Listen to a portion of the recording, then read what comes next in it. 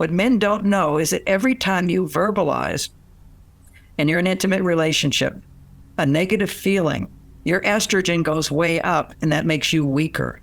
See, this is a hormonal balance inside of men. Your testosterone always needs to be higher than your estrogen. There's easy science on this. Go anywhere. What is a man's healthy testosterone levels? It's 10 times higher than a woman's. What is a woman's healthy estrogen levels? 10 times higher than a man's. What is a woman's estrogen levels when she's having an orgasm? 20 times higher than a man's. Okay, so we just a simple little conclusion. I just applied just that even to what I know about men and women. It all makes sense. Men listen to women. Women open up. Men penetrate in. Same thing in sex. Man does the things necessary so she can relax, feel safe, feel loved, feel beautiful, feel special. Then estrogen goes way up. Her body opens up for him to come inside. That's the biology of all this. And what he has to do is make her more important than him in that process, which means that he doesn't come before her. Mm-hmm. It's women first, ladies first. And if you have a problem with that, men, what you can do is just give her an orgasm manually before you penetrate her, or penetrate her, then come back out before your orgasm and give her an orgasm through physical stimulation, then come inside of her. So she always makes sure, as assured of having the proper stimulation she needs. And generally, not all women, but most women, it's about 10 times more. It's a lot more that she needs because, and this is only modern women, by the way, indigenous women don't need so much time.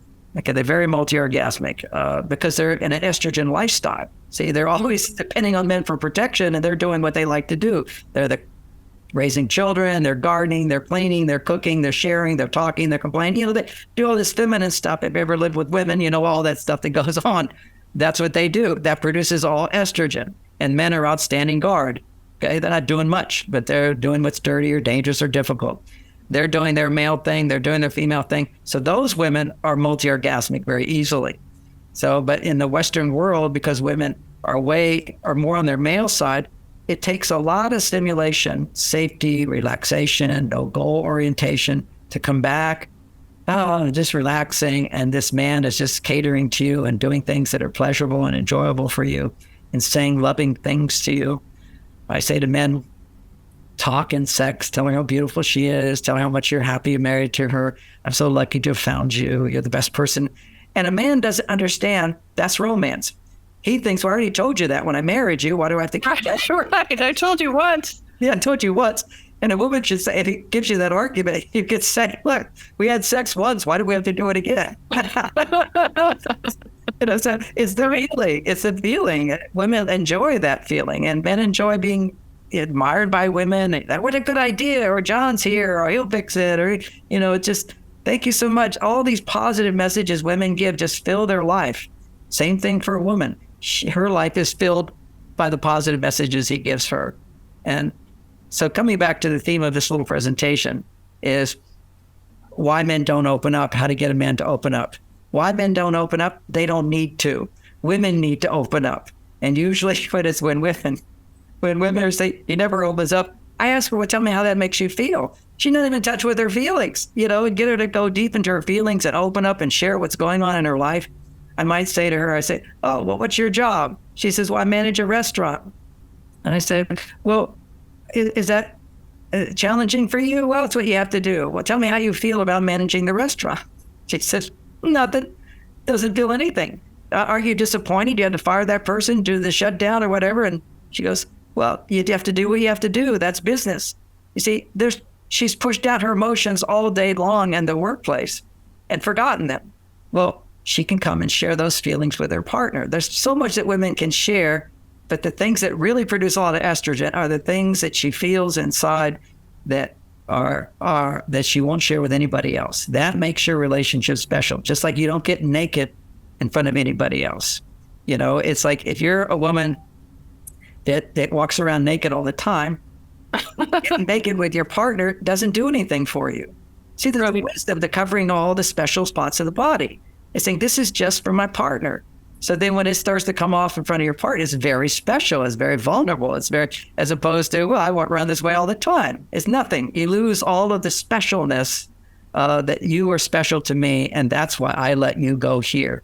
And that's important. It's a symbol. How much of your private areas you show has a lot to do with, I only have sex with someone who truly loves me, as opposed to I'm going to have sex because it feels good. See, sex can feel good, and now you're just an animal. You're just an animal being stimulated sexually, and it's not for love. But you preserve that. You hold that this is special. I do just with you. Why? Because the pleasure in sex allows me to feel more, and in feeling more, I can express the love I have for you that I don't have for other people.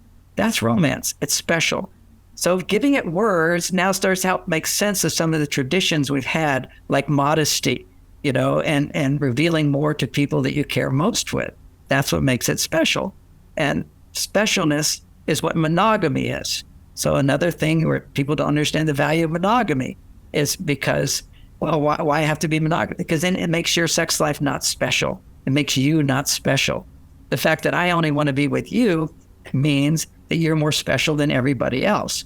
But what if the truth is I'm a man, I could be with that person, that would feel good. Yeah, he could do that, but he reserves that energy, the sexual energy, he reserves that just for his partner. That's his gift to her.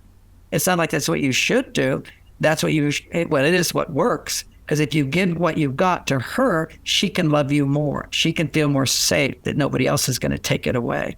Think of sex energy like money.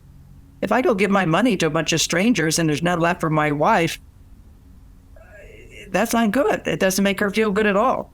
So you share your income with each other. And then if there's extra with money, you can give to charities and whatever. But when it comes to sex, you don't give to others. This is a precious, sacred force inside of us, which is the energy, life force energy that can make babies. It can create babies. And if you're not making babies, it can regenerate your soul, can regenerate your love for each other. And that's what we call it, making love. We call it making love because you literally make more love. Because when you make more love, you're very connected, and then life sort of drains it out of you. When life drains it out of you, what happens is you've got to make it back. Because aliveness and potency is like, imagine if you actually measure, if I put my hand on a sick person, I have more vitality than them, they'll take my vitality. You can measure the electrons flowing from me into them because they're deficient. And a lot of other energy you can measure is going into them as well. That's love energy.